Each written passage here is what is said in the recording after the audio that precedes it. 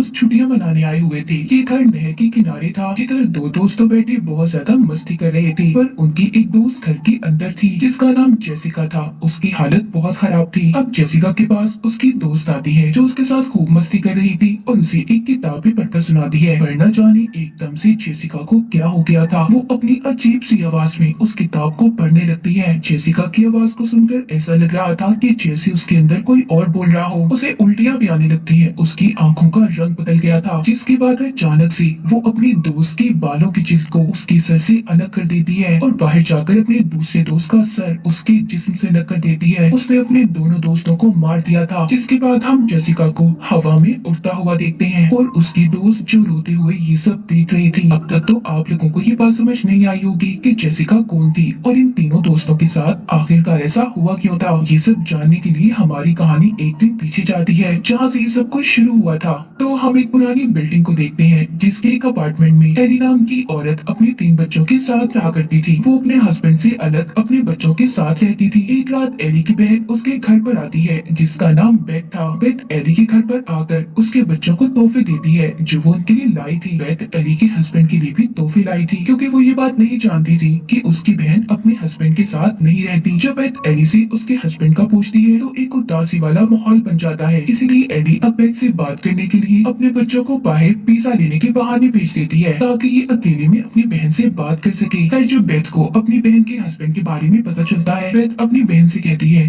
कि उसे इस बारे में उसे बताना चाहिए था। उधर बच्चे जब पिज्जा लेकर वापस आ रहे थे तो अचानक से अर्थक्वेक सलसला आ गया था। एली के तीनों बच्चे कार पार्किंग में बैठ जाते हैं। थोड़ी देर बाद सब कुछ ठीक हो गया था, पर बात सिर्फ इतनी सी नहीं थी। एली का बड़ा बेटा डैनी देखता है कि सलसला आने की वजह से कार पार्किंग में एक बहुत बड़ा सुराख हो गया था, इतना बड़ा कि वो उसके अंदर भी जा सकता था। अब डैनी ये सब देखने के अंदर क्या हो सकता है, वो सुराख के अंदर चला जाता है जहाँ पर उसे कुछ किताबें और रिकॉर्डेड ऑडियो टेप्स मिलती हैं और टेप के ऊपर पार्ट 1, 2 और 3 लिखा हुआ था। उसे कुछ प्रीस्ट फादर की तस्वीरें भी मिली थी। साथ ही उसे वहाँ पर बहुत से होली क्रॉस भी नजर आते हैं, जिनको देखकर ये बात तो साफ थी कि यहाँ पर किसी बुरी ताकत को कैद करने का एक्सॉर्सिज्म जादू किया होगा। वहीं पर वो एक कब्र को भी देखता है जिसमें से जीसस क्राइस्ट की भी मूर्ति निकलती है। उसे उस कब्र से एक किताब भी मिली थी जो कपड़े में ढांपी हुई थी। डैनी बिना कुछ जाने उसे अपने साथ ले जाता है। उधर ऊपर इनकी मॉम एली अपने बच्चों के लिए परेशान हो रही थी, क्योंकि उन्होंने टीवी पर इस खबर को सुना था कि जलजले की वजह से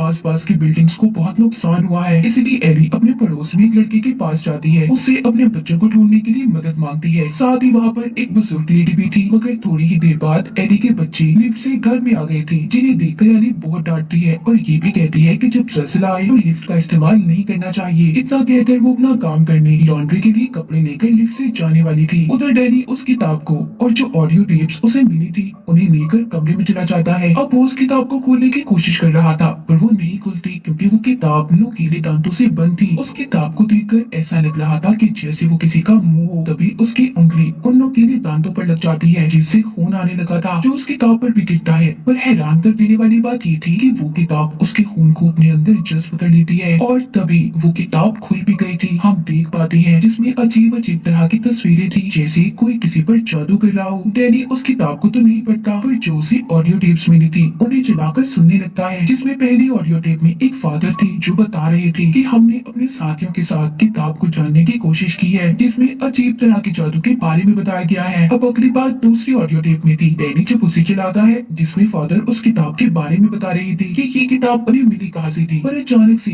वो ऑडियो टेप में से एक डिमोनिक आवाज आने लगती है, जैसे कोई काली ताकत उसमें कैद हो और बाहर आने की कोशिश कर रही हो। डैनी उस टेप को रोकने की कोशिश करता है पर नहीं रोक पाता। तभी हम देख पाते हैं काली ताकत उस टेप से आजाद होकर लिफ्ट में एली के अंदर आ गई थी, जो आते ही एली की हड्डियों को बुरी तरह से तोड़ देती है। उसे बहुत ही बेरहमी से मार रही थी। डैनी उधर ऑडियो टेप को रोकने की बहुत कोशिश करता है पर नहीं कर पाता।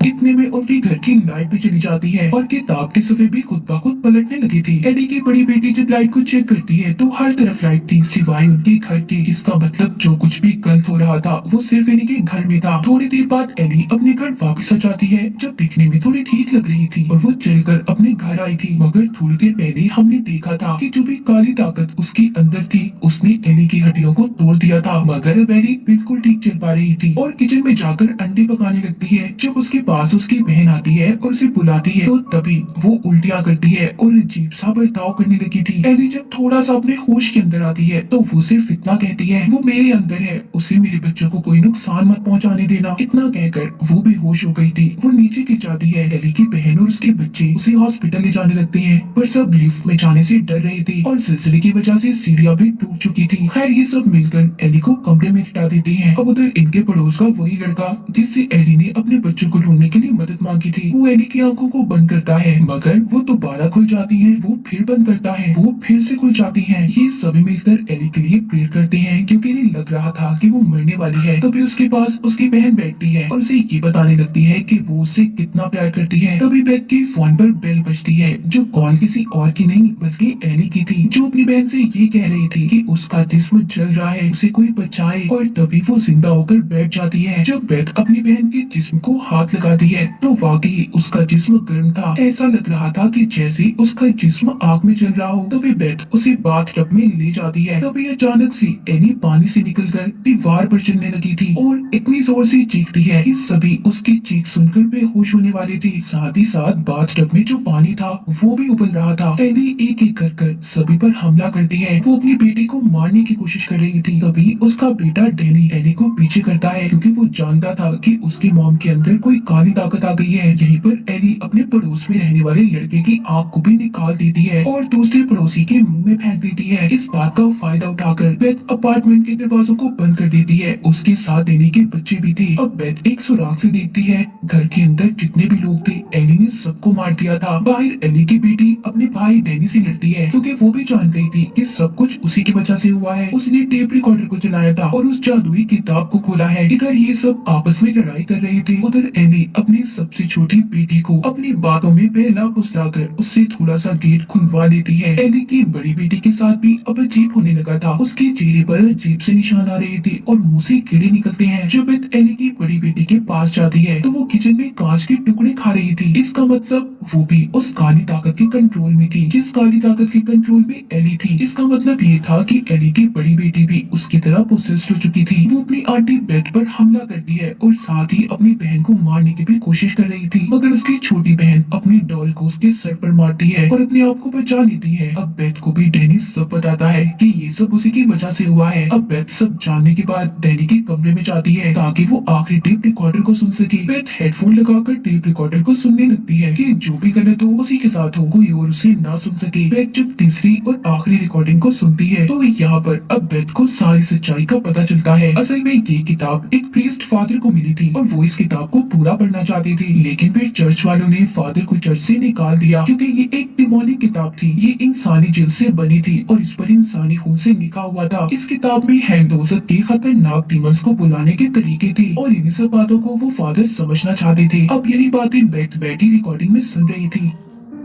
सब बातें सुनकर बेथ को भी यकीन आ गया था। उधर किचन में एली की बड़ी बेटी डैनी पर हमला करती है और उसे जला देती है। जिस कमरे में बेथ थी वहाँ पर भी एली आ गई थी। बेथ उससे लड़ने की कोशिश करती है। एली यहाँ पर अपने मुंह से ये आवाज निकालती है, मैं जो भी हूँ तुम मुझे आसानी से हरा नहीं सकती। अब बस बेथ और एली की छोटी बेटी ही बची थी। एली अब यहाँ पर बेथ को मारने वाली थी, तभी एली की छोटी बेटी बेथ को कैंची देती है, जो बेथ एली के मुंह में डाल देती है, जिससे वो कुछ वक्त के लिए रुक गई थी। बेथ गन लेकर दरवाजे को तोड़ने वाली थी, तभी एली जाग जाती है और बेथ गन से एली पर ही गोली चला देती है, जो जाकर उसके पाँव पर लगी थी। एली अपनी छोटी बेटी को अपनी मीठी मीठी बातों में फंसाने की कोशिश करती है, पर उसकी छोटी बेटी सुनकर ये कहती है, you are not my mom, तुम मेरी मॉम नहीं हो। अब वहाँ पर एक एक कर जो लोग एली ने मारे थे वो जिंदा होने लगते हैं और ये कहते हैं कि शाम तक कोई भी नहीं बचेगा। यहाँ से बेथ और एली की छोटी बेटी के पास भागने के अलावा कोई और रास्ता नहीं था, पर जो लिफ्ट थी वो बंद थी और दरवाजा भी बंद था। उस लिफ्ट के अंदर चाबियां फंसी हुई थी, क्योंकि जब एली पोसेस्ड हुई थी तो उसके हाथ में ये चाबियां थी। एली की बेटी अब चालाकी से उस लिफ्ट को चलाकर चाबियां निकाल लेती है और लिफ्ट भी चलने लगी थी, मगर हम देख पाते हैं कि एली की बड़ी बेटी और डैनी, जो कि मरने के बाद डेमंस के कंट्रोल में थे, खुद को लिफ्ट से जोड़ लेते हैं, जिससे अब जैसे जैसे लिफ्ट चलती है उसके अंदर उनका खून बढ़ने लगता है। जैसे लिफ्ट नीचे आ रही थी खून भी बढ़ता जा रहा था। उधर उस किताब का सफा भी पलट जाता है, जिसमें अजीब सा बना हुआ क्रिएचर था और देख देखते ही देखते एली भी अब उस क्रिएचर में बदल गई थी। उधर जैसे ही लिफ्ट नीचे आती है तो फोन भी बाहर आता है। फोन में भरी बेथ और एली की छोटी बेटी जल्दी से गाड़ी में बैठ जाती है, पर उनके सामने दोबारा एली आ गई थी जो कि अपने डिमोनिक रूप में थी। वो अपनी छोटी बेटी पर हमला करती है। तभी बेथ चेनसॉ लेकर उसे मारने लगती है, मगर साथ ही वहाँ पर एली की बड़ी बेटी और डेनी भी आ गई थी। बेथ उन तीनों को पास से चलती ग्राइंडर मशीन में डालकर मार देती है। अपनी ही फैमिली के 3 लोगों को मारना